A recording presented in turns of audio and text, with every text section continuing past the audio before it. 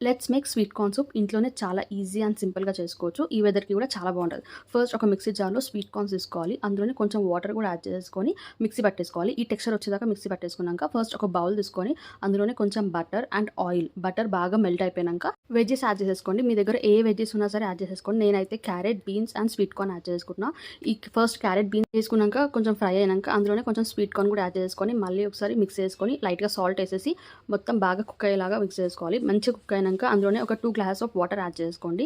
Water మంచిగా boil అయినాక మనం ఫస్టే స్వీట్ కార్న్ కొంచెం మిక్సీ చేసి పెట్టుకున్నాం కదా, అది కూడా పేస్ట్ ఇందులో వేసేసి మళ్ళీ ఒకసారి బాగా మిక్స్ చేసి ఒక 5 మినిట్స్ వరకు బాగా బాయిల్ చేసుకోవాలి. తర్వాత కార్న్‌ఫ్లోర్ కూడా యాడ్ చేసేసుకొని మంచిగా మిక్స్ చేసుకోవాలి. లాస్ట్‌లో పెప్పర్ యాడ్ చేసేయాలి. పెప్పర్ యాడ్ చేసినాక ఒక 10-15 మినిట్స్ వరకు మంచిగా బాయిల్ చేసుకున్నాక ఇంకా ఏదైనా సాల్ట్ సరిపోకపోతే కూడా ఇప్పుడే యాడ్ చేసేసుకొని ఇంకా స్టవ్ చేసి సర్వ్ చేసుకోవాలి. ఇంకా సర్వ్ చేసుకునేటప్పుడు లాస్ట్‌లో కొంచెం లెమన్ స్క్వీజ్ చేసుకొని టేస్ట్ మాత్రం చాలా బాగుంటుంది.